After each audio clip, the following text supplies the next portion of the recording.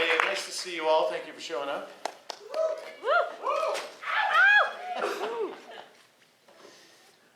Okay. Come on in, sit down, relax. Okay, obviously this man doesn't need any introduction, but in case you don't know, this is Marc Summers. Son of a gun. So how does this work? I've never done a Comic-Con, so I'm assuming you have questions that you've always wanted to know, or perhaps not. Do you stimulate this conversation? How does this work? If it lulls a little bit, then I have to start asking you questions. But I'm hoping that this crowd came here to Because they're obsessed with something that I've done. they want to dig in. God knows why. Yeah. So I mean, you can start Gentleman in the back, you raise your hand. What's your name? Henry, Hello, sir. what was it like doing Double Dare all those years? Well, you know, it was fun. I had no idea what the heck was going on. To be totally honest with you, I was just auditioning, trying to get a show, and I was aging, as they say in Hollywood. At the time, all the game show hosts were older. You know, Bob Barker and you know, Dennis James and Tom Kennedy and all these guys were like, you know, in their 50s and 60s. And although I was in my 30s, I looked much younger at the time. And they kept telling me to come back when I had gray hair and wrinkles to audition, which was weird. And so I wasn't even supposed to audition for the show. A friend of mine, Dave Garrison, who was a ventriloquist, who I grew up with in Indianapolis, called me and said, you know, I don't want to be on camera anymore. I want to be behind the scenes, so why don't you go to this audition instead of me? And I said, well, what is it? And he said, have you ever heard of Nickelodeon? And I said, yeah, I think my kids watched something called Pinwheel, it was some crazy, horrible puppet show. They were young at the time. And, you know, I went to the audition and nailed it, and they called me back several times. And when we actually went to the studio initially in Philadelphia, I didn't get it. Because we just did questions and answers and physical challenges, didn't tell me anything about the obstacle course. And so we're walking around and I'm seeing, you know, these gigantic things, and I said, you know, what are those? And they said, well, whoever wins has to go through the obstacle course and do it in 60 seconds to win all the prizes. And then I saw them putting chocolate syrup and whipped cream and all this stuff on it, and I said, do you think kids are really going to want to do that? And they're like, hell yeah. And it turned into what it turned into, you know, like put Nickelodeon on the map and put me on the map, so it was good. I hope so. Saw another hand pop up here a few seconds ago. Yes, ma'am, in the blue. What is your favorite food? Favorite food in the whole world is pizza. I'm obsessed with pizza. Wait, but what kind? Well, I you know, it's got to be super thin. I want to be able to read a newspaper through the pizza. That's number one. And I pretty much judge a pizza by a margarita. If the margarita is good, then when you start adding peppers and onions and things like that, you know, it just adds, you know, depth and flavor. But I could probably eat pizza 7 days a week. It's one of my favorite things in the whole world. Yes, sir. Yeah. Why they closed down the Nickelodeon studio? Why do they close down Nickelodeon Studios? Well, when it started, the lady in charge of Nickelodeon's name was Geraldine Laybourne, and she was really a bright, bright woman and decided to put that thing down there. And then when the new guy took over, Herb Scannell, he hated flying back and forth from New York to Florida, believe it or not. Now at the time, Orlando and the Nick Studios were a mecca for kids. Everybody wanted to go down there. And for some stupid reason, they shut him down, and I still think it's one of the dumbest decisions they ever made. They should have kept it going. They could have become bigger than Disney, I thought. And now it's Blue Man. Nobody asked me, so Yeah. what can I tell you? What's that? They replaced it to that Blue Man now. Yeah, they have Blue Man Group there. Yeah. Like you can't go see that a million other places. Yeah. Lady in the back, yes. This is for Unwrapped. Yes? It's a couple-part question. Okay. What was your favorite episode? Favorite episode, you know, we did something like 350 episodes, and I can't remember one of them. So, you know, I could care less. I mean, I just sit there and talk about those foods, and there was no particular one that stood out. It's the longest running show on the network, but, you know, I've talked about everything from Twinkies to Ho-Hos to, you know, goldfish, you name it. So there is no particular favorite. Do you ever get to go to any of the factories? I never went to one factory. Yeah, I know, it's a misnomer. Everybody thinks I've been, you know, and people come to me and go, you know, that time you were at the factory, I went, no, I've never been to any of those factories. We used to do wraparounds. I would sit in first it was a diner in Denver, And then the lady who owned the diner would get drunk and interrupt the shooting, so we had to leave that. And so then we went to a place in Pueblo, Colorado, but it was just too far. And then we built a soundstage in Denver. So I would say to them that the footage was already shot, and I'd say, what did you do here? They'd say, well, we went to the hot dog factory, so I kind of know. And so we would shoot 13 shows in 3 days. And the only time I ever saw them was when they were on the air. So, breaking the myth one more time with television. It was an economical way to shoot television. Yes? How did you feel about the beer that was released by Cigar City called Double Dare? I found out about that not long ago. Unfortunately, although I have ownership in the program, copyright-wise, that's all up to Viacom. And so I'm often curious as to whether they actually got it got it cleared by Viacom and the permission to do it. Or there's two ways to run your life. You can actually get permission, or you can ask for forgiveness. And a lot of people just do it and then go, "Oh, I'm sorry, I didn't know." And sometimes they get away with it, sometimes they don't. So. They changed double to double like the Belgian double. Oh, did they really? Yeah. Interesting. B-E-E-L. Is the beer any good? It's phenomenal. Is it really? I'm upset I can't get my hands on it anymore though. Do you have to take the physical challenge after you drink it? When I used to sell it, I would put that as my marketing point. Oh, did you really? Yeah. Smart. Good. You made Mark Summers proud buying this beer. Yes. Yeah, so what was your dream of what you wanted to do, and did you end up doing what you dreamed? That's a great question. Well, I grew up, and I'm older than everybody in this room just about, but I grew up watching the Ed Sullivan Show as a kid. It was a variety show, and I always thought I wanted to be a stand-up comic because I figured, well, I was growing up in Indiana. How the hell to get in show business? So I actually started as a disc jockey when I was 15 years old, and then I was doing magic on a children's television show. And my goal, like many comics graduating from college in the early 70s, is to take Johnny Carson's spot. And when I got to the Comedy Store in 1970, I became a regular in 76. I started with Dave Letterman, Jay Leno, Robin Williams, Gary Shannon. We all started about the same time. I don't know what happened to those guys, but everybody wanted Johnny's job. And obviously that didn't happen, so you always have to have a plan B. And I was doing warm-ups on TV shows. I was working on Star Search and Webster and Alice and What's Happening Now. And I was doing really well. I was making a lot of dough, but wanted to be in front of the camera and not behind. And if it wasn't for my friend saying, "Go audition for the show," I'm not sure that I would have ever made it on television. And then I'm sort of a chameleon. I did hard news on the home show on ABC. In the late 80s and early 90s, I covered the polyclass kidnapping. I did live town hall meetings. I mean, you probably don't know this part of me, but I was a news guy for a long time, and it was weird because I was doing Double Dare on Nick during the day and during the afternoons, and during the day I was on ABC doing hard news, and one of the ABC presidents was confused. They said, "Wow, this guy can't be throwing green liquids on 11-year-olds during the day and then come and talking to serious topics." But they stuck with me. And then I wanted to do the Today Show for a while and stuff. And show business is an industry where you have no control of your own life. Other people make decisions. So from Nickelodeon, I went to Lifetime and I did a show called Our Home. Then I did a show called Biggers and Summers, which was a talk show. Then I went to History Channel and did a show called History IQ. And I did a lot of shows. I've hosted about 25 programs in my career so far. And, I've had 2 or 3 hits. That's kind of how it works, but I've managed to maintain.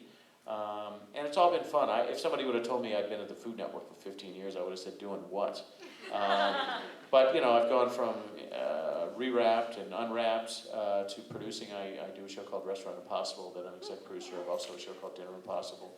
And we're doing a bunch of pilots now. We're doing a new one called, let me think of the names of these shows we're doing.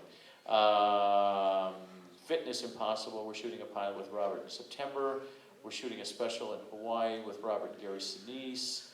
I'm doing a shark special for Discovery for 2015. We're shooting down in Cuba. So, some days I'm a producer and some days I'm in front of the camera, and it's all fun. I've never worked a day in my life. It's kind of what I figure. I'm just having fun. Yes, sir. Was there ever a time in shooting Double Dare or any of the other shows that you had to break the families up, like they started fighting or anything like that? That's what everyone wants to It's kind know. of ultra competitive. You know, when it was regular Double Dare with 2 kids, it was easy, because the kids just one half, they'd never cared if they even won or if they had a prize, or they just were screwing around and throwing green liquids at each other. And then when we brought Family Double Dare on, it got a little more intense, but when we did the primetime shows on Fox, when we were giving away cars, it got intense. One day we were backstage and they were going for the car, and the kid missed the flag just as the clock went to 0, and the parent literally had the kid by his throat with a shirt up against the wall going, "You little son of a bitch, I needed that car." You know, it's like, whoa. And we had to pull them apart. It happened a couple of times. Like, the parents were too intense. It was all about winning. And if you ask the kids, they went, "I don't care," you know. So, yeah, there were a few times on Family Double Dare where it was like, holy cow. We had one time on the show, this was in Philadelphia. You know, we used to have the kids sign waivers, and they would lie all the time. And so we're doing an obstacle course, and this kid falls. I'll never forget this because it made me sick. He had basically glass bones, and the bone, as he fell, went right through his skin. It was gross. I ran out of the studio. I was going to throw up.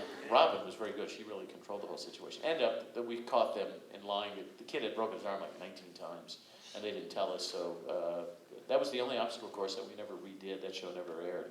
And we also had one where we had an obstacle called the sewer chute, and a kid did like a 360. I thought he broke his neck, and I kept going, you know, "Are you okay? Are you okay?" You know, and he was fine. Ended up his father was an attorney, and he said, "Well, he only got through obstacle number 7, but number 8, or no, he got through 6. Number 7 was a large screen TV, so I'll make a deal.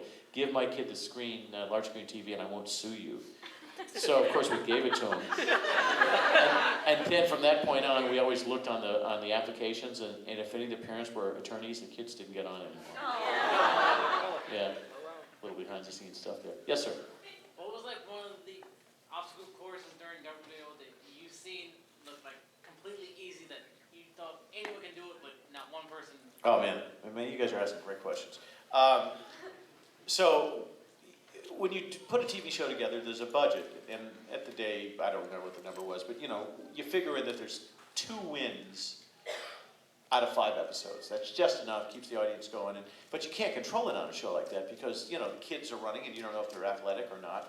So we would do, you know, what we thought were difficult obstacles, and then they would win every time. Like, we had 5 in a row, and we go, oh my God.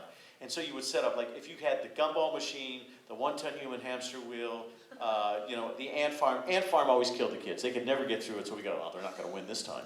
And then we'd get screwed. These kids were like, you know, lightning, you know, fast. And so sometimes you'd set up the hardest course in your mind, and they'd zip through it. And other times you'd do like the easiest one. You'd say, well, we haven't had a win in 2 weeks. We better set one up. And then that wouldn't happen. So you could never predict it. You know, and I was always yelling at the kids. I would tell them, you know, I'm going to give you all the hints I possibly can. And half the time you see me shoving their asses up the slide and stuff like that. Please win.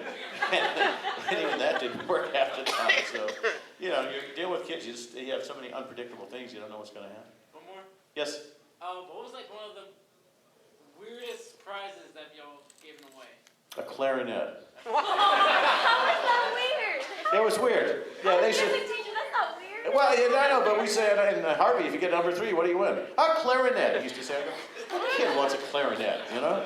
It's just the oddest thing in the world, so that was an odd prize. Who else got a question? Buddy? Yes, in the back, sir. Yes. Do you think a show like Double Dare would ever be able to like happen now? Oh, yeah, there's no question about it. It would work. You know, I do drunk Double Dare during Beer Week in Philadelphia. And you put alcohol together and physical challenges, it just doesn't get any better than that. And we've done it for 3 years in a row. It's insane. It's totally insane. People, you can't get in the place. I mean, people start lining up 3 days before. We do it 2 nights. And so I've always wanted to do it at colleges and, you know, and do it for adults now and stuff. But Viacom won't allow me to do it. They've blocked me from doing it. Which is too bad. And the other thing about it is, I'm just going to say one thing here.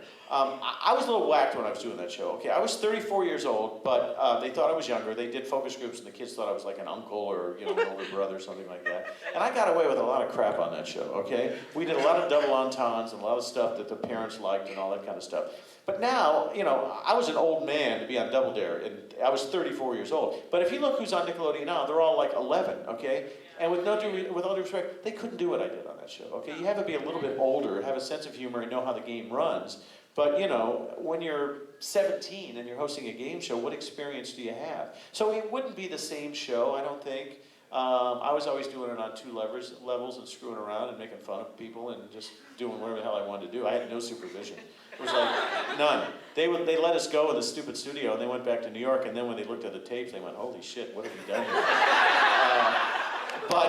But it worked, you know? I mean, whatever it was, you guys all remember it, and you know, classic stuff. And, you know, we started that show in '86. This is 2014. I mean, not a day goes by that I don't sign, you know, autographs and take pictures with people, and they want to reminisce about something that Robin and Dave did, you know, Reeboks, no socks, or whatever it is that you remembered from that silly show.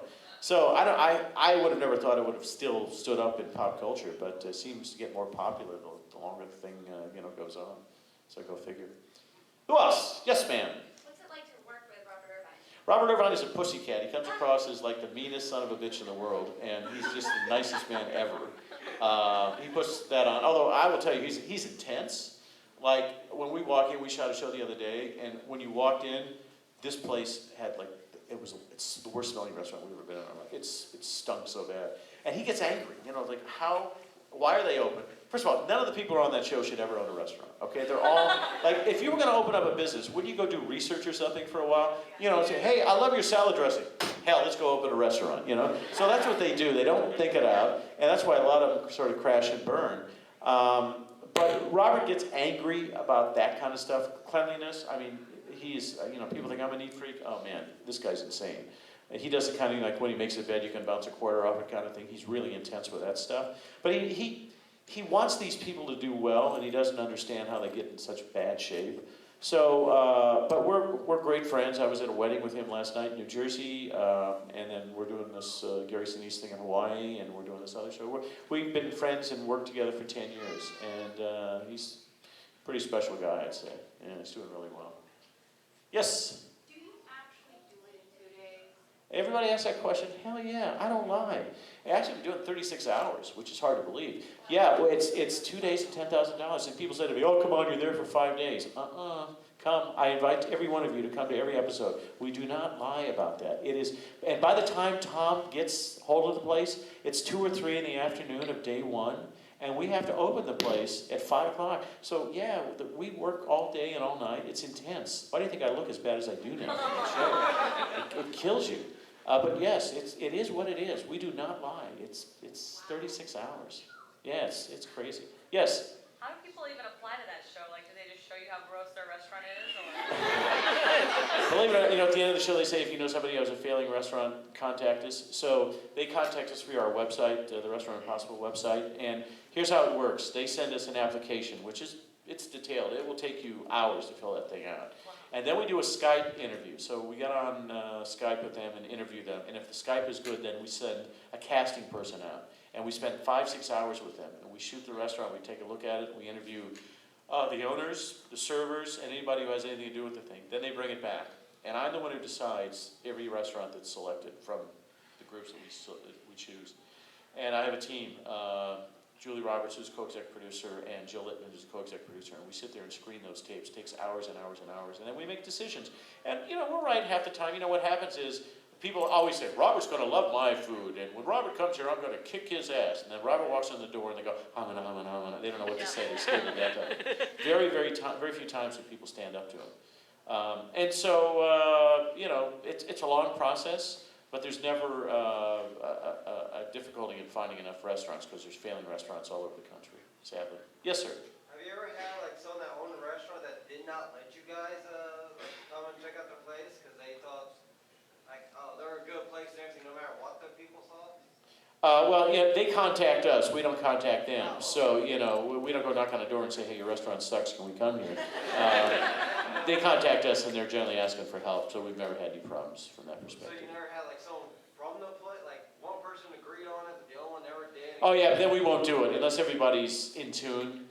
Yeah, because I don't want to get into a pissing match with owners and stuff like that. Everybody's got to get on board. And if they're not on board, then, you know, we don't. You know, we used to say that about Dinner Impossible. If we call and they don't know who we are, or if we have to beg them, those wouldn't be good shows. So you got to really want to tell us through your passion why you want us to come. And if we buy into it and we think it's right, then we do it. But You know, it's fascinating how the American public reacts. We did a show last week that was shot long before this whole Arab, Israeli thing's going on. And it was in a restaurant owned by Muslims. And man, we got such hate mail, you can't believe it. It was just incredible, the angry people who watched the show. And we did a holiday show with the First Lady in a really sad part of Washington, D.C.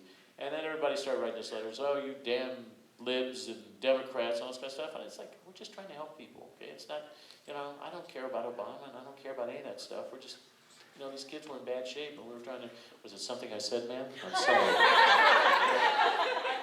Yeah. Don't forget to wash your hands. Okay. So anyway, it's fascinating the way people react. We're doing one this week that, a couple of things we're trying this season on Restaurant Impossible is we're taking businesses that have restaurants in them.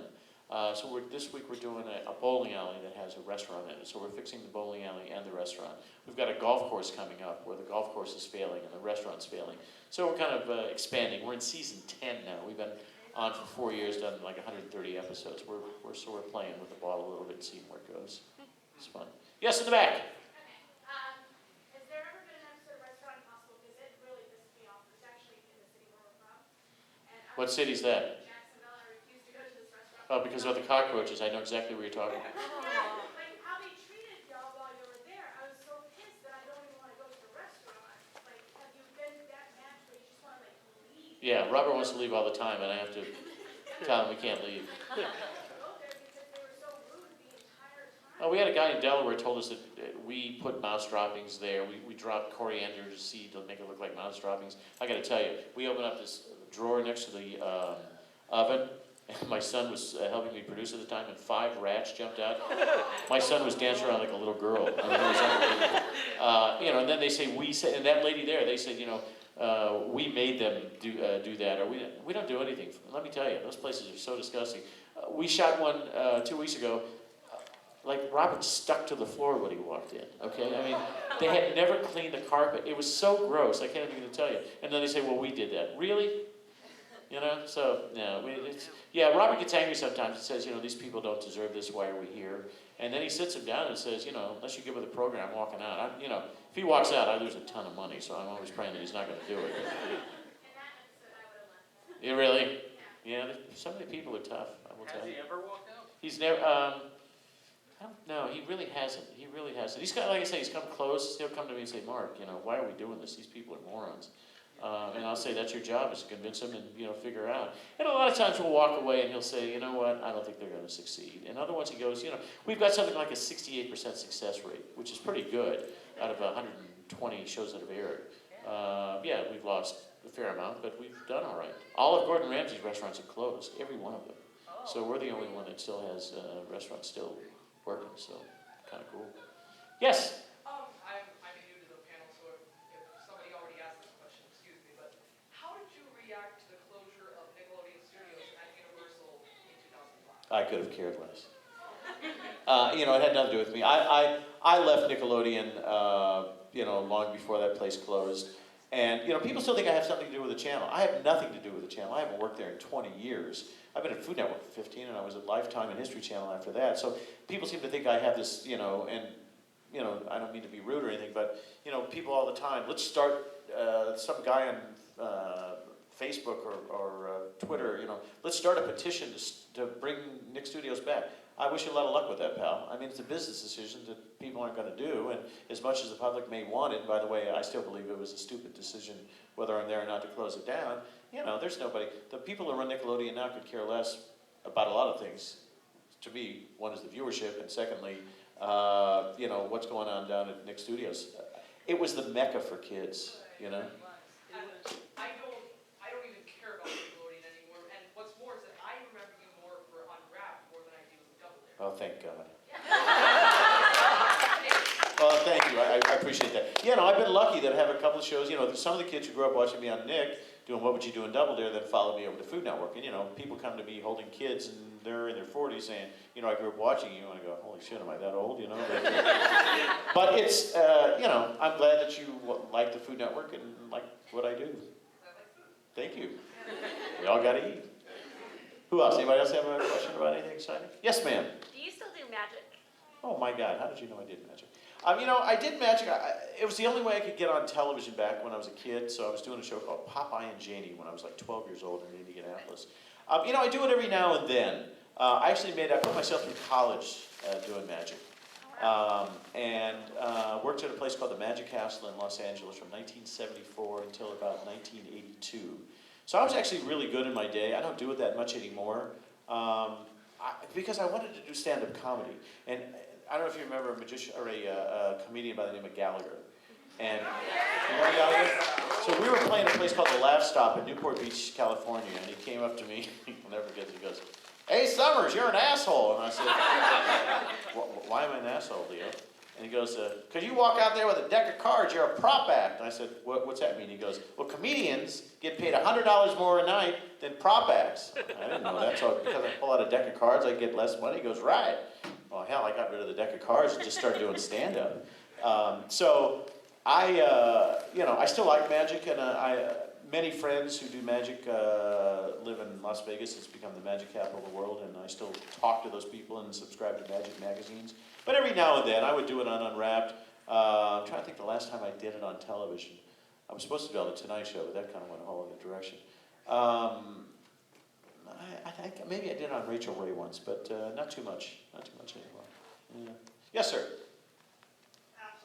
During the show, Double Dare, Yep. did the cast ever prank you or try to slime you? Yeah, they tried to. They attacked me. There's one episode where they hit me with 25 pies. Yeah, so they would always try and screw with me in some form or another. But you got to remember, I'm the host, and I can always turn it back on them. So, But yeah, it was fun. It was like a college dorm when we were shooting that show. Once again, no supervision. They'd leave, go back to New York, and Mike Klinghoffer, who was our executive producer, Dana Calderwood, who was our director, and a guy by the name of Alan Silverberger, who was our head writer. I mean, we'd go back in the rooms and just plot for the next day as to what we were going to do to screw around with the kids. And it was just so much fun. Yes? Would you had a messier production area after than Double Dare, or what would you do? More Double Dare. We got into some wacky stuff on what would you do towards the end.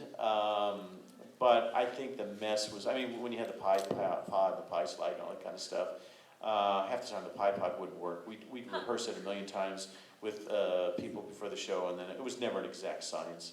But I think Double Dare towards the end, when it became super sloppy Double Dare, it got just insane. It was fun. Crazy. I don't know how they cleaned it up in the amount of time, because we have 2 minutes between commercials, and we had the best crew. Those guys would get their hands and knees and scrub the hell out of that thing. It got a little slippery, so you'd see kids fall from time to time, but other than that kid with the glass bones, nobody really got hurt. Yeah. Anybody else? Yes, ma'am.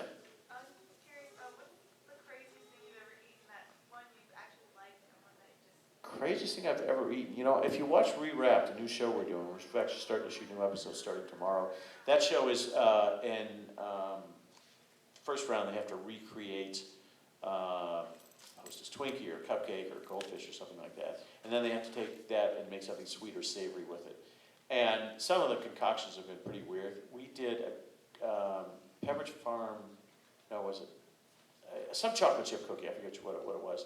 And I think it was a Pepperidge Farm chocolate chip cookie. But anyway, the dish they made afterwards, they took meatballs and encrusted them with chocolate chip cookies and put them in a brioche bun. And I looked at that and I went, well, that's going to suck. It was amazing. It was fantastic. So some of the combinations, when you look at it, you go, well, that's ridiculous. Some guy took Pepperidge Farm goldfish and did something with lobster and all that kind of stuff. You go, cheese, lobster, maybe, and that was good. So there hasn't been one thing that I've eaten yet where I go, oh, that sucks, and I want to throw it up. It's unusual, and you have to expand your palate, and as the head judge, I kind of have to be the guy who decides yes or no, but nothing really gross and disgusting yet, but we have more episodes to come, so who knows. You folks are late. Did you bring a note? Who else? Yes, in the back. Yes, ma'am. Okay, what do you think of the History Channel these days? Are you disappointed with it? Well, every channel's the same now. The History Channel doesn't do history, and the Animal Planet doesn't do animals, and, everybody does the same reality crap, And as a producer, find me big characters, The fact that we've made stupid, we keep making stupid people rich in the United States from stupid reality shows. All that stuff, Duck Dynasty, I don't know why anybody watches that stuff. I just don't get it. Honey Boo Boo's probably the worst version of that. No, it's not. So I'm not a fan of any of that particular kind of television. History still does some cool stuff because during, the celebration of D-Day, every night there was some fantastic thing. And when they do it exceptionally well. But originally it was called, believe it or not, although it was History Channel, the public referred to it as the Nazi Channel because for the longest time, all they did was show all old Nazi films, which, by the way, I still find interesting. But, they've expanded because of the competition. Everybody wants reality, and they've been quite successful with it. A friend of mine runs the place, and she's done a great job. As they're going for younger demos. Your sweet spot is 18 to 34s. Food Network's numbers are 25 to 54, 60-40 women to men. So if you can get an 18 to 34 audience and get huge numbers, you can make a ton of dough. It's a hard audience to hit, and that's what everybody's trying to do. Do you see an end to that? No, I don't see an end to it at all. I'm glad I'm on the end of my career because it keeps getting worse and worse. It does. Yeah, some days I turn on TV and want to blow my brains out. I can't stand it. It's bad quality, people who don't know how to produce, shooting terrible television.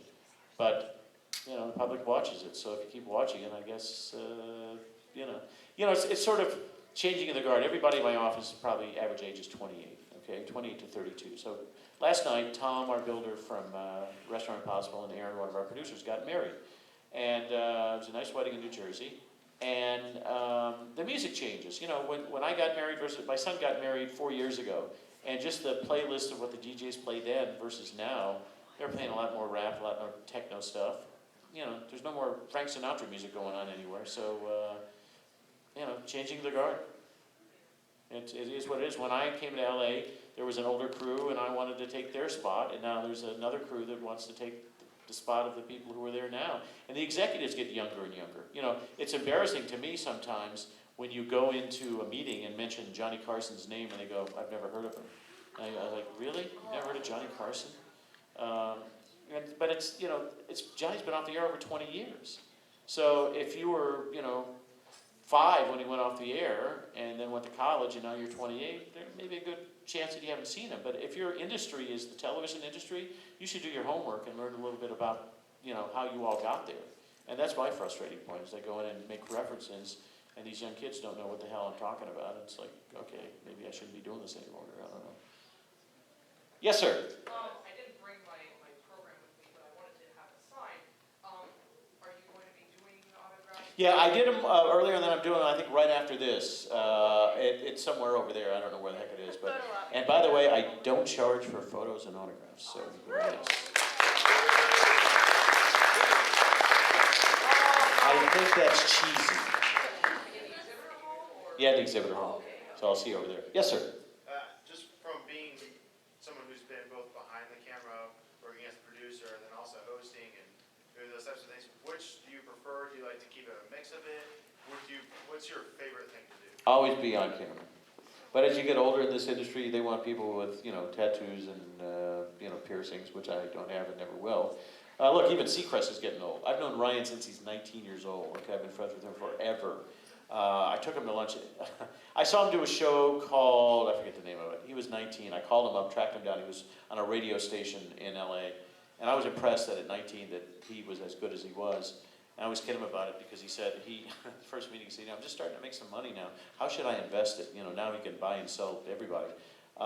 He's always been a really smart broadcaster. He knew what he wanted to do early on.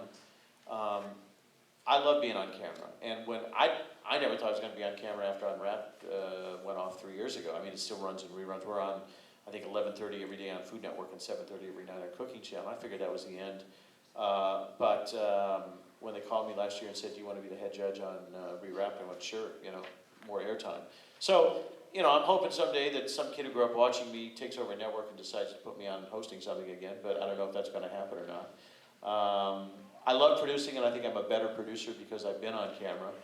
And look, I've had 3 main students. I produced a show that Seacrest did called Ultimate Revenge that was on Spike.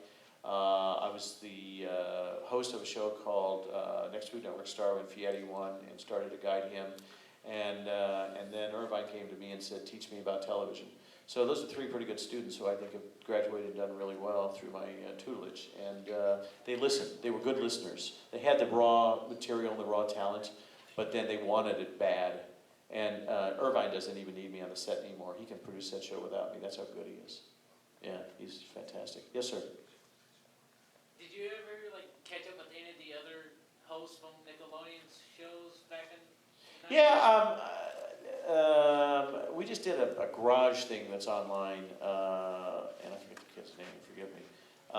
But yeah, we got a bunch of us together and did some stuff. I'm still in touch with Robin, who was on our show, and Harvey. Harvey and Robin are 2 of my best friends. Harvey and I went to see a James Taylor concert last week in Philly. Robin just turned 50 this past week. She's got 2 kids. And every time we do live events, I always include them. Dave, who was the original guy on, is a big-time TV executive in LA right now and doesn't want to get dirty again. But I stay in touch with a lot of them, yeah. I mean, keep in mind, when I started at Nickelodeon, I was sort of like their father. Mike O'Malley used to come over and, like, you know, ask me questions about how to do stuff. And he's super successful. Mike O'Malley has had one hell of a career, more almost as a writer than as a performer. In fact, he's going to be exec producing and perhaps on the new Bill Cosby show that's going to be on NBC coming up. So O'Malley is maybe one of the most talented guys I've ever met in my entire life. Brilliant guy. We're both Red Sox fans. Yes? Did you ever want to play around on any of the other game shows, like jump through the moat legends in Temple? You know what? I never did. We never did. You know, when I was on Game Show Network, we had a day where we all swapped shows, and I hosted another show, and somebody hosted. I was doing the one show I hated more than any show I'd ever did was a show called Win Tuition. It was just crap. But somebody else hosted it, and then I hosted some other show, and that's the only time we ever did that. But no, I never, wanted to step in anybody else's territory. You know, I felt I did my show well, and O'Malley did his well, and Phil Moore did his show well, and, it was just kind of fun to watch them do their good thing. We were all pretty good friends. Yes, what's your question? What would it take for you to do Drunken Double Dare in Tampa? Yes, for Write me a check, man. Ask for it, baby. I get paid pretty good dough to do those things. So there's a guy, his name is Steven Starr, who has about 35 restaurants on the East Coast. And he's the one, he has a place called Frankfurt Hall. And he hires me every year to do it and pays me quite well. So that's my motivation. Yeah. Yes? Yes, ma'am. Do you prefer, because you've worked with adults and kids, do you prefer to work with adults or do you prefer to work with kids? You know what, I never really cared. I didn't ever want to host a kids game show. It was irrelevant to me. And when the job came, I figured, well, I better do this. But if you notice, I never treated kids, like kids. I never spoke to them in squeaky little voices and said, Bobby, do you have a girlfriend? In my head, I was doing Jeopardy. So I figured, I was just asking them questions. And if they said something stupid, I kind of, goofed on them and they seemed to like it. And I just treated them as grown-ups and as humans. And I think it worked. I think the kids liked it and the parents liked it. And it kind of worked. I can work with anybody. Kids, adults, thank you. Thanks for coming. So it makes no difference to me. It really does. Yes? Actually, I have a question. As someone who wants to start getting into that kind of field, hosting, producing and stuff like that, I know that you got your start pretty much because somebody was just like, I need you to do this. Would it be did it feel like it was always more about who you knew? No, I think it's right place, right time. Okay, even though I was 33 when I initially auditioned for Double Dare, I had all this preparation. Okay, if I would have had that audition when I was 23, I would have never gotten the job. And so when people come to me and say, how do I get on television as a host? You got to host things, it's a true story. When I moved to LA, I didn't have any money. And I got a phone call from a club in Long Beach, California called Big Jaws. And I would go down there every Sunday night for $50 and host a wet t-shirt contest, okay? Swear to God. Because they paid me $50, my rent was $125. And I figured, okay, it's $50 every Sunday. Okay, then what else am I going to do to make money? And so I think you just got to perform. If you want to be a host, host. Figure out a way to get in front of a camera, get in front of people. And so you get into a comfort zone. Because by the time I auditioned for Double Dare, I was so comfortable that, there wasn't much you could do to upset me, razz me, screw me up in any way, shape, or form. Certainly now, add 30 years to that, and I think I'm pretty much in control almost any program I've done. So I just think it's experience. The more experience you can get. There gets to a point where it's who you know, But, I'll give you a perfect example where that made no difference. When they were looking for the new host of Price is Right, when Barker was quitting, I couldn't get an audition. Okay, and I was doing a touring version of Price is Right by the same people who put the TV show on Fremantle. And I was touring, I did 3 weeks in Atlantic City, I did 3 weeks in Las Vegas, I was touring in Indian casinos all across the country. But when push came to shove, they wouldn't let me audition. And so I called Seacrest and said, I need some help because the same people who do Idol do Price. And he called the president of the channel, of Fremantle, to get me an audition. Still got nothing. And unbeknownst to me until after the fact is Neil Patrick Harris, who's a friend, not name dropping, but I just know these guys for many years, called CBS to Les Moonves, the president of the network. And Les said, nobody knows who Marc Summers is. And Neil kindly said, my generation thinks he's a superstar, he's the Bob Barker to our generation. But apparently didn't mean anything. So I had two of the top guys in LA call the people in charge and meant nothing. So, other people controlling your lives in the industry is what this is about. And you can't worry about it. You got to move forward. You can't get depressed or you can't get angry. You just, keep moving forward, hoping something good's going to happen. I've had a great life and, done fine. Is it exactly what I wanted? Not necessarily. But it still beats working. Yes, way in the back. Other than the Workaholics cameo, is there any other cameo that you've had or that you've been asked to do that you thought was kind of like crazy or? Well, I didn't even know what Workaholics was. It was a season it was the first season. And these guys called me up and said, we're doing a new show called Workaholics and we want you to be on. So I did some research, went online, Googled these guys, and I thought they were kind of funny, but didn't really know much about it. And that might have been the best thing I ever did for my career. I mean, I cannot believe the visibility and the residuals I get because it runs all the time, from that program. So it's been great. I don't get asked to do a lot of stuff. I do cartoon voices, like on Robot Chicken. The Cleveland Show did an episode. Sanjay and what's that other thing that? Craig, I was on that recently. So they animate me, and I come in and do my voice, and that's kind of fun. But is there anything I'd want to do? The one thing I want to do that I haven't done is Broadway, and I'm working towards that. I've actually got a big audition this month for a major Broadway show, and that's sort of like the last thing on the bucket list. Let me do that a couple of years, and then sayonara. I'll be done. Yeah, thanks. I'm scared to death. But you gotta be. You gotta put yourself in an uncomfortable situation. You gotta be like nervous. I'm sort of, I've been doing this for a long time, and I figured, well, this is something I always wanted to do, and started taking voice lessons. I've sung twice in the last couple of months. A place called Joe's Pub in New York, and then I did Studio 54 Below in New York. And we're rehearsing now. We'll see if it works. Maybe it will. Maybe it won't. But if you don't try, you never know. Yes. So if you were stranded on a desert island and you could only have 3 things with you, what would you bring? Oh my God.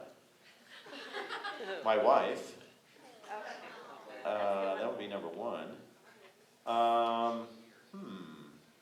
Isn't that interesting? I suppose you'd have to have an iPad. But if you have that, you need a solar charger, and that's your 3 things. Yeah, well, there you go. Thank you so much. Solar charger, iPad, and my wife. Man, we're done. Thank you. Great question. Anybody else? Yes? I'm so sorry for asking so many questions. It's just you're such a cool person. And You need to get out more, but thank you. just 2 more questions. Yes, sir. Thing number 1, what would be your dying wish? My dying wish? That I don't die. That would be my first one. That's a great one. I don't know. I never think about that. As I just became a grandfather, and you start to get into the holy cow, how much longer do I have in this world kind of situation.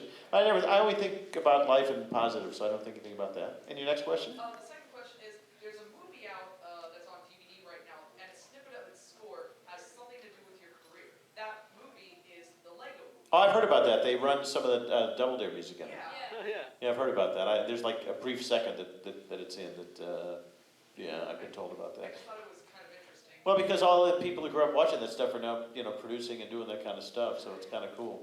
I mean, if you go back to when Spielberg did Peter Pan, he was hanging out a lot with us at Nickelodeon, and many of the things in that, if you go back and look at it, were slime and a lot of the stuff that he stole from Nick. Not that Steven Spielberg needs to steal, but I mean, he took what was in pop culture of the day and put it into his movies.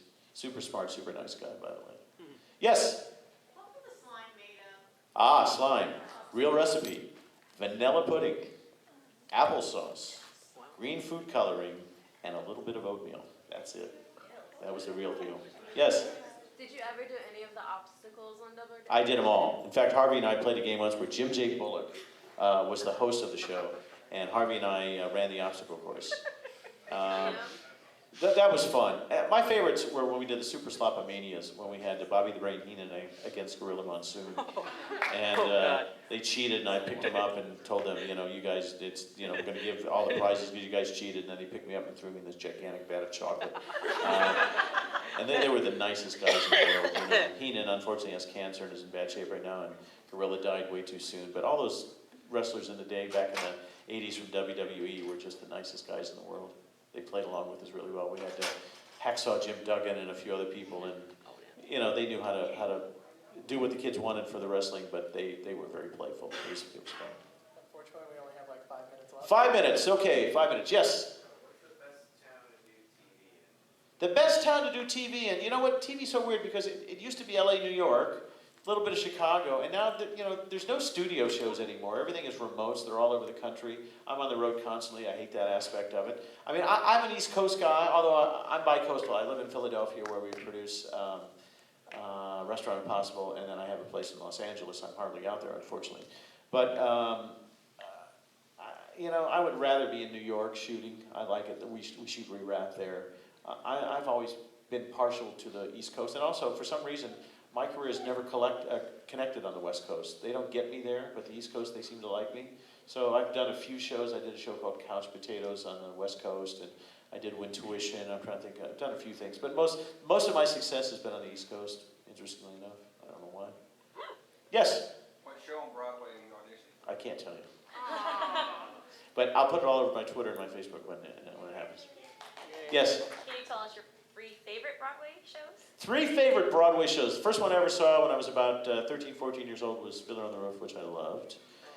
Wow, there's so many of them. I just saw Neil Patrick Harris do Hedwig and the Angry Inch. He was spectacular. He was just like so freaking good. You know, I always tell Neil he's like the white Sammy Davis Jr. He can sing, he can dance, he can act, he's funny, he's like brilliant. Wicked is one of my favorite. I think it's one of the best shows. You know why it works? Because you don't need a star in it. The book is so strong that you can put anybody in those roles as long as they have talent. Because nobody goes to it. You know, early on it was Kristen Chenoweth and Idina Menzel, or as John Travolta called her. What did he call her? Yeah, what a jerk. Anyway. They were great, and they got the thing launched. I think Joel Grey was the original wizard. But that show just goes on and on and on, and that's great.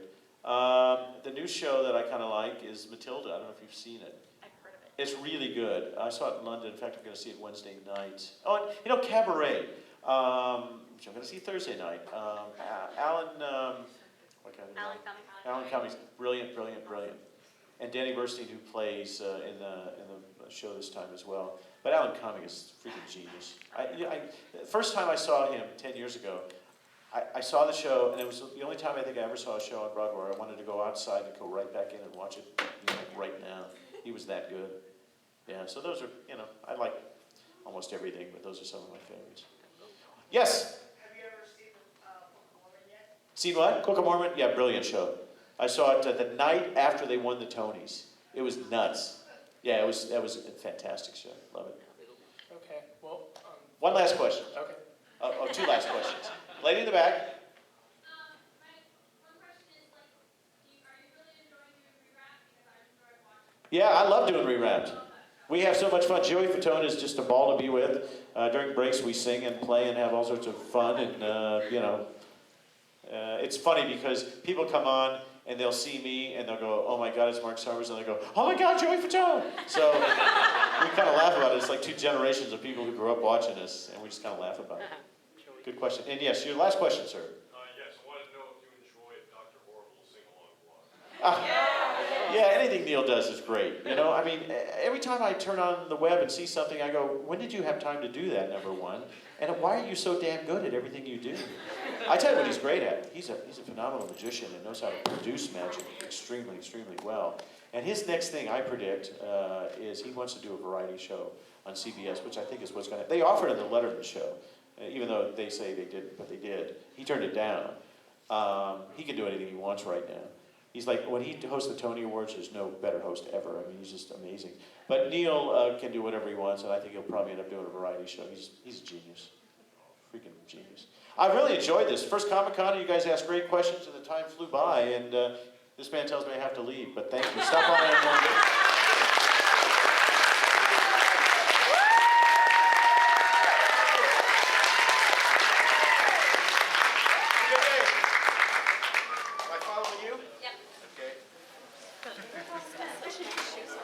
You're a legend.